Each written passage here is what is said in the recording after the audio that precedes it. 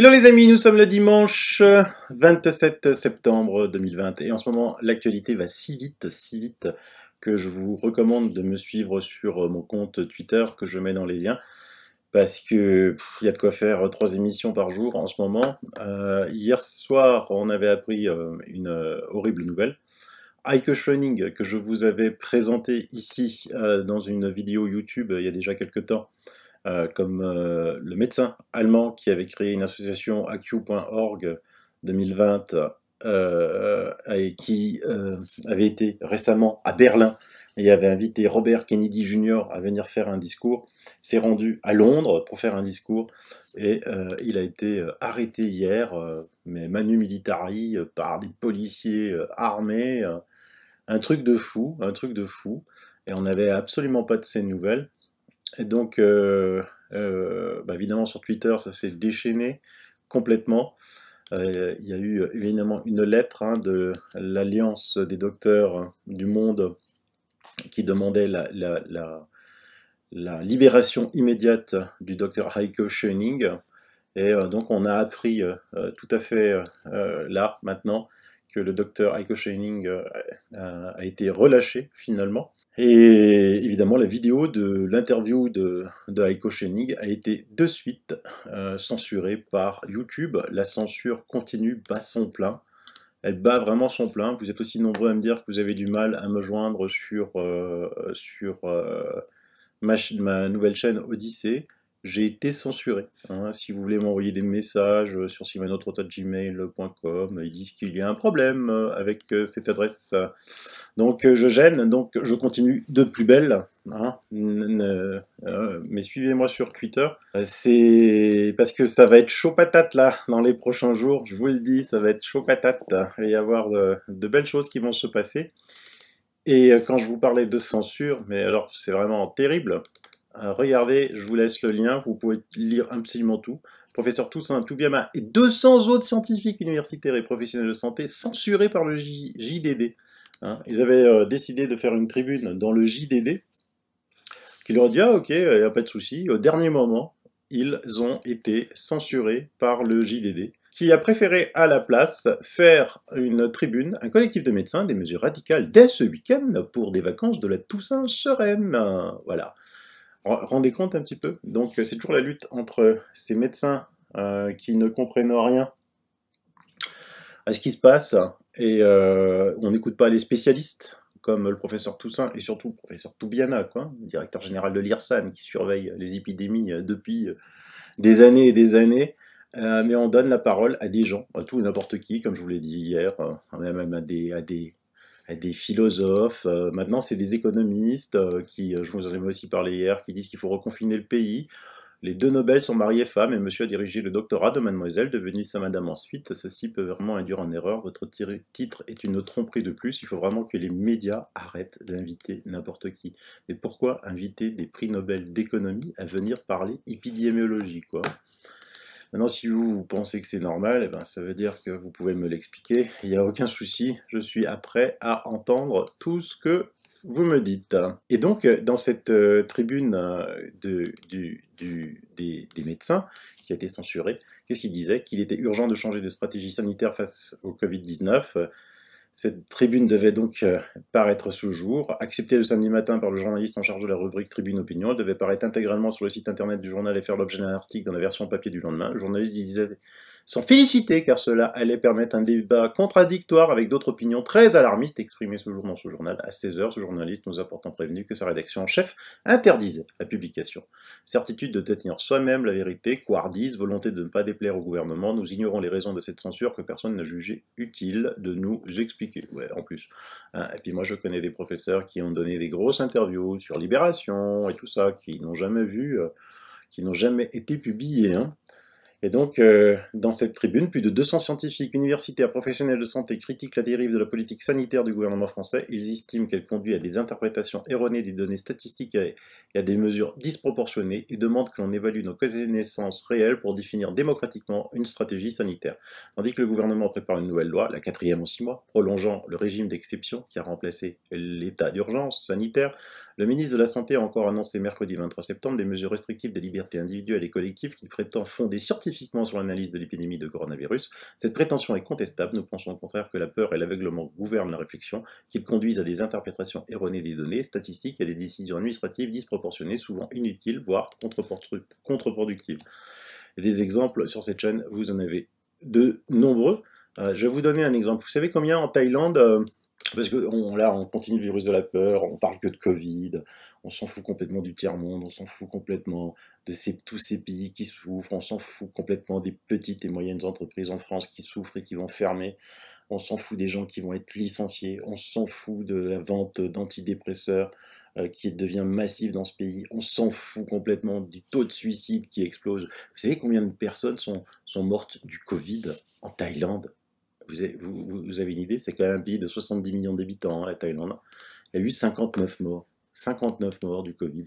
Regardez ce que le monde dit. Les conséquences du Covid-19 en Thaïlande, où les faillites se sont multipliées, l'industrie touristique s'est effondrée, vont peut-être faire plus de morts que le virus. 2551 personnes se sont suicidées entre les mois de janvier et de juillet. Non, ils ne vont pas faire plus de morts que le virus. Il y a eu 59 morts, le monde. Hein, tu sais pas lire le monde, tu sais pas aller sur Worldmeter et savoir, tu vois pas que 2551, c'est beaucoup, beaucoup plus grand que 59. Hein, vont peut-être... Encore des fake news, c'est juste hallucinant, quoi. Et l'OMS, allez, Covid-19, l'OMS brandit le spectre des 2 millions de morts dans le monde, et ainsi de suite, voilà. Et comme des perroquets, ils répètent tous la même chose, appel à un vaccin, tout ce qu'ils attendent c'est le vaccin, 2 millions de morts. Il y a eu plein d'épidémies qui ont fait 2 millions de morts. Hein. La grippe a tué beaucoup, 2 millions de morts, du reste, hein, Momochi, excellente comme à son habitude. On estime plus de 5 millions de gens qui sont morts de la grippe dans la dernière décennie. C'est dommage qu'on apprend son nom maintenant, qu'on aurait pu empêcher ces morts avec des masques en tissu. Ouais. Oui, c'est vrai. Mais, en plus, il y a eu une nouvelle extraordinaire. Le CDC admet qu'il n'y a aucune preuve que le Covid-19 est un virus aéroporté et qu'ils ont toujours trompé le public. Et qui c'est le CDC? C'est le Centers for Disease Control and Prevention aux États-Unis. On admis que l'organisation avait trompé le public tout au long de la pandémie de coronavirus, revenant sur leur affirmation selon laquelle le Covid-19 est un virus aéroporté. Le CDC met actuellement à jour ses recommandations concernant la transmission aérienne du SARS-CoV-2, a expliqué le CDC dans une note publiée plus tôt cette semaine.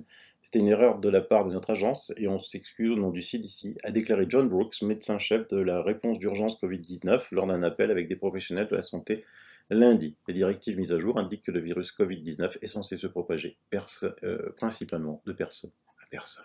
Et ça, je vous l'avais déjà démontré dans des émissions, notamment avec l'excellent docteur Jean-Michel Wendling, hein, que c'était pas possible, qu'il y avait, vous savez, quand je vous expliquais que il y avait des réunions énormes et que ça ne se transmettait pas. Par contre, quand il y avait des banquets, des choses comme ça, quelqu'un était atteint, on touchait la nourriture, où tout le monde mangeait. Donc déjà, Jean-Michel Wendling avait dit, à mon avis, ça ne se transmet pas par les airs. Alors tous ceux qui portent des masques tout seuls quand ils marchent dans la rue, vous avez rarement l'air finaux. Alors ceux qui portent les masques dans leur voiture, et franchement... faudrait vous prendre en photo parce que honnêtement. Mais il y a encore d'autres bonnes nouvelles. Regardez ça. En Australie, l'interdiction de l'hydroxychloroquine, c'est du pénal. Maintenant, on a fini de jouer. Ok? Il y a eu ces fake news, ces fausses études de partout nous disant que l'hydroxychloroquine tuait. Mais on a les preuves que non. Craig Kelly, membre du Parlement australien, était sur Sky News, une des principales chaînes de télévision australiennes, ce dimanche 27 septembre 2020. Il est membre du groupe libéral et président de la commission de l'application des lois au Parlement qui s'intéresse de près au Covid-19. Il a déclaré que l'interdiction du traitement de Covid-19 à l'hydroxychloroquine par l'administration australienne viole le serment d'Hippocrate prêté par les médecins et qui est basé sur une étude erronée. M. Kelly a déclaré que les bureaucrates de la santé avaient interféré dans la relation médecin-patient en interdisant l'utilisation d'hydroxychloroquine, même si le médecin pensait que le traitement sauverait la vie du patient. Les bureaucrates de la santé ont violé le tout premier principe du serment d'Hippocrate, qui est de ne pas nuire, primum non nocere, a-t-il déclaré. Il refuse de donner un traitement médical aux Australiens alors que les preuves montrent que cela peut sauver des vies. Monsieur Kelly a également déclaré que le groupe de travail national sur les preuves cliniques du Covid-19 qui a pris la décision faisait autorité et qui interdit l'hydroxychloroquine s'est appuyé sur des résultats de l'étude Recovery menée à l'université d'Oxford. Il a soutenu que l'étude a finalement donné aux patients le double de la dose de ce qu'ils savent être une surdose et que le directeur de l'étude a déclaré que les doses étaient basées sur l'indication de dysenterie amibienne. L'animateur de Sky News, Rowan Dean, a déclaré que l'investigateur en chef de l'étude avait clairement indiqué que la dysenterie amibienne est sur ce quoi ils ont basé leur dose. Mais nous savons que l'hydroxychloroquine n'est jamais utilisée pour la dysenterie amibienne. Et bah voilà, ça file. 500 docteurs se révoltent en Australie, au tribunal de la Haye. Tribunal de la Haye, c'est là où on juge les crimes contre l'humanité. Et c'est là, nous aussi, on va attaquer en justice.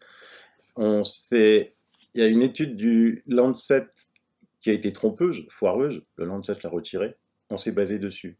Et il y a encore la Haute Autorité de Santé française France se réfère à cette étude qui a été retirée. Il y a d'autres études foireuses qui sont faites sur des métadonnées, sur des trucs incroyables, on va démontrer. Donc à un moment, il faut aller poursuivre en justice toutes ces personnes qui font des fausses études. Parce que quand on fait une fausse étude, c'est qu'on a quelque chose derrière la tête. On a un but à atteindre. Donc le but, c'est de descendre évidemment un médicament qui marche, parce que alors maintenant les preuves, les études montrant, même si les médias fake news ne vous en parlent pas, hein, on est à 107 études qui démontrent l'efficacité de l'hydroxychloroquine. La preuve, en Afrique, on prend de l'hydroxychloroquine comme nous on mange un Smarties, et bien écoutez, toute l'Afrique, 1,5 milliard d'habitants, a moins de cas que la France en une seule journée. Donc, à un moment, il faut que la justice prenne les choses en main. Ça doit arriver. Hein. Une petite note d'humour d'Eliane Carrier que j'adore. Vous croyez un virus qui s'attaque uniquement au bar, pas au restaurant, uniquement jour debout. Par contre, il n'est pas dans les transports en commun et à l'école, il s'attaque aux enfants qui étudient, mais pas quand ils mangent. Moi, j'adore ce genre d'humour. Alors, il y a je reçois beaucoup d'emails. Alors, moi, vous savez que j'aime bien sourcer tout ce que je dis, mais quand à un moment, une masse d'informations devient importante, je vous avais déjà dit hier, dans l'émission, avant-hier, dans l'émission de Emma Cruzy, qui avait le docteur Broussalian, qui disait qu'ils avaient envoyé des écouvillons vierges et ils étaient revenus positifs. Là, on a, avec les hôpitaux de Cherbourg et Saint-Lô, la semaine dernière, nous avons envoyé 4 tests PCR au laboratoire de Coutances, tests sur lesquels nous avons juste mis une goutte d'eau. 4 aides-soignantes se sont prêtées au jeu, les résultats sont arrivés hier, et tous les 4 positifs, donc soit le virus attaquait l'eau maintenant, ou alors ces tests ne valent vraiment rien, à moins que les labos soient soumis à un quota de tests positifs par jour. On va étudier ça. Je sais pas, ça c'est pas sourcé, hein, c'est pas sourcé du tout. Je vais enquêter là-dessus, je vais demander beaucoup plus d'informations. Mais on va faire la même chose. Hein. On va faire la même chose, on va envoyer des écouvillons vierges dans le réseau pour voir s'ils reviennent positifs ou pas, pour rassurer les gens. J'ai aussi, je suis infirmière en labo, je fais des prélèvements Covid tous les jours, résultat 97% de négatifs, les positifs sont asymptomatiques qui ont juste un rhume. Mon patron, médecin biologiste, dit que nous sommes tombés dans la paranoïa totale. Je croise des médecins qui prescrivent pour être tranquille vis-à-vis du Conseil de l'Ordre et des patients devenus hystériques. L'épidémie est terminée depuis des mois, le masque est inutile, ce sont des faits médicaux que j'observe avec mes collègues et nous sommes atterrés. Heureusement, des soignants commencent à dire la vérité et ils sont de plus en plus nombreux. Et je fais un appel à tous les médecins à arrêter quand quelqu'un, vous pensez qu'il a le Covid, de le laisser chez lui avec du Doliprane. Hein. Vous avez fait le serment d'Hippocrate. Hein. Attention, hein, attention. Une info de dernière minute qui vient de tomber là, pendant que je fais cette émission. Ils ont saisi le portable et l'ordinateur de Heiko Schöning. Alors je ne sais pas ce qu'ils vont lui, je ne sais pas pour quel motif ils l'ont arrêté, mais pourquoi saisir un portable et un téléphone? C'est certainement pour retracer tous les gens avec qui il était en contact. Là, on est limite, on entre en dictature. Hein. On entre en dictature, faut en être conscient là. Saisir le portable et le téléphone d'un médecin. C'est énorme. C'est vraiment énorme cette information. Énorme. Et celle-là, les oursiers, je peux vous le garantir. Donc voilà, j'ai aussi beaucoup de bruit qui court avec des dates, du reconfinement, fin octobre. un peu partout en France. J'arrive pas non plus à sourcer ces informations, soi-disant venant de grandes banques, de grandes sociétés françaises qui ont eu l'information du gouvernement. Je ne peux pas vous dire si c'est vrai ou pas, mais en tout cas, ce serait une erreur majeure. Moi, personnellement, je ne pense pas. Je pense que Olivier Véran va se faire virer par Macron et qu'il va se poser Macron en sauveur après l'avoir utilisé. Ça, c'est mon humble avis perso à moi. Allez, suivez-moi sur Twitter, parce que ça pulse. Et puis sinon, à demain soir. Bye bye, bis.